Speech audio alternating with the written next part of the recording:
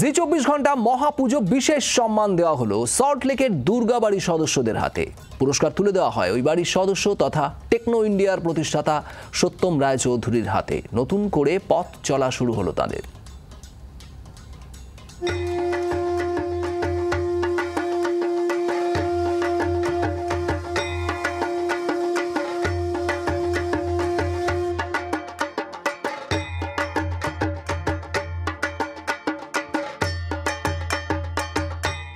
বারোয়ারি পুজোর প্রতিযোগিতা লেগেই আছে, কিন্তু তার মধ্যেও যে আভিজাত্য সংস্কৃতি নিয়ে বজায় নিয়ে চলছে কিন্তু বাড়ির পুজো, অর্থাৎ বনেদি বাড়ির পুজো।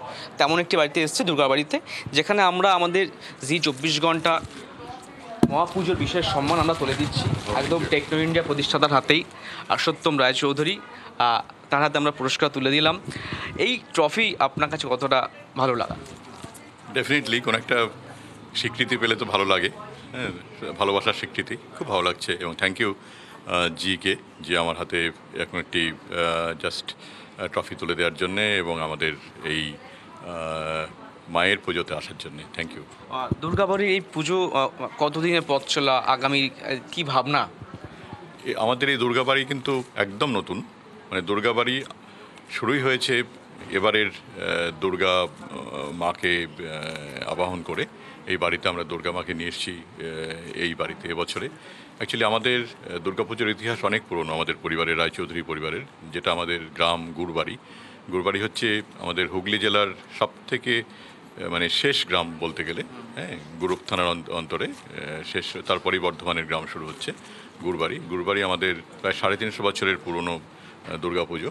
এবং অ্যাকচুয়ালি সেটা আমাদের পূর্বপুরুষেরা সেই দুর্গা মন্দির, ওখানে অনেক রকম মন্দির আছে, লক্ষ্মীনারায়ণ মন্দির, ওখানে আমাদের মহাদেব মন্দির, তারপরে ওখানে আমাদের আছে কী বলে আমাদের রাধাকৃষ্ণের মন্দির, সমস্ত মন্দির ওখানে আছে।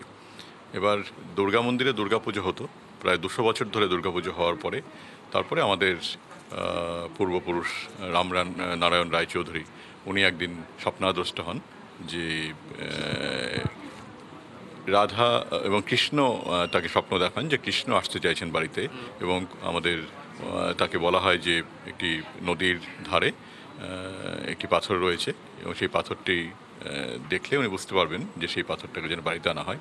সেই পাথর কেটে আমাদের কৃষ্ণ মন্দির তৈরি হয়, কৃষ্ণ তৈরি হয় এবং কৃষ্ণের পাশে তারপরে একজন রাধাকে আনা হয়, রাধা তৈরি করে রাধাকে আনা হয় এবং তারপরে সেই রাধা কৃষ্ণের বিগ্রহ বাড়িতে বসে। এবং তারপরে যে দুর্গা মন্দিরে যে দুর্গা পুজো হতো প্রতি বছর, এবং সেটাকে আমরা বারোয়ারি পুজোতে, আমাদের পূর্বপুরুষরা বারোয়ারি পুজোতে মানে ট্রান্সফার করে দেন অ্যাকচুয়ালি, যার জন্য তখন দুর্গা পুজোটা বন্ধ হয়ে যায়। কারণ তখন বলা হয় যে যে বাড়িতে কোনো প্রতিষ্ঠিত ঠাকুর থাকেন সেখানে প্রতিমা পূজা হয় না, তখন দুর্গা পুজোটা বন্ধ হয়ে যায়। তারপর আমরা আমাদের পরিবারের পক্ষ থেকে তারপর অনেকবার ভেবেছি যে দুর্গাপুজো করবো বাড়িতে আবার, কিন্তু অন্যান্য পুজোর সঙ্গে ইনভলভ থাকলেও একদম বাড়িতে দুর্গাপুজোটা সেইভাবে আমরা কখনো করতে পারিনি। কখনো কোনো ইনস্টিটিউশনে, কখনো কোনো জায়গাতে এইভাবে হয়তো আমাদের পুজো হয়েছে, কিন্তু বাড়িতে সেইভাবে পুজো আমাদের কখনো হয়নি। তো এবছরে যার জন্যে এই আমাদের মাকে নিয়ে এলাম বাড়িতে এবং এটা চলতে থাকবে।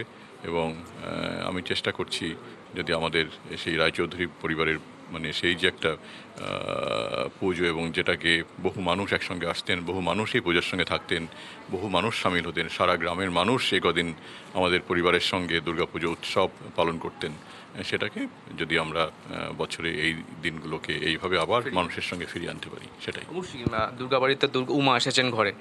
শেষ প্রশ্ন যেটা হচ্ছে যে একটা ব্যস্ততম সময় সারা বছরটাই কাটে, এখন অনেক অতিথি আসছে, কীভাবে এই দিনটাকে দেখছেন? মানে একটা অন্যরকম অনুভূতি কি আছে অন্য অন্য দিনের থেকে? হ্যাঁ, ডেফিনেটলি এটা একটা ভালো লাগা তো বটেই। পুজোর দিনগুলো তো এমনিতেই ভালো লাগে এবং এটা আরও ভালো লাগা বিকজ অফ নিজের বাড়িতে পুজো হলে আরও ভালো লাগে।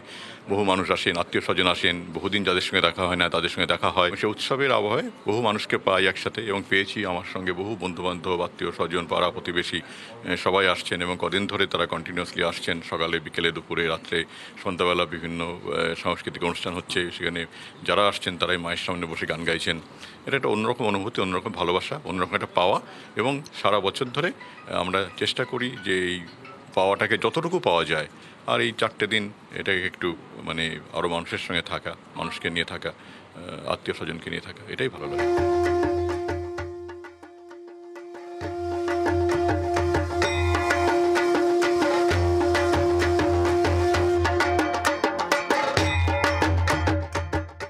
দুর্গাবাড়িতে উমা এসছে, নতুন করে পথ চলা শুরু হচ্ছে, তবে অবশ্যই বলবো যে আমরা পুরস্কার দিতে পেরে আমরাও গর্বিত। চন্দন দাস, বংশ নিয়োগী, জি 24 ঘন্টা, কলকাতা। বাংলার আওয়াজ, বাঙালির আবেগ, জি 24 ঘন্টা।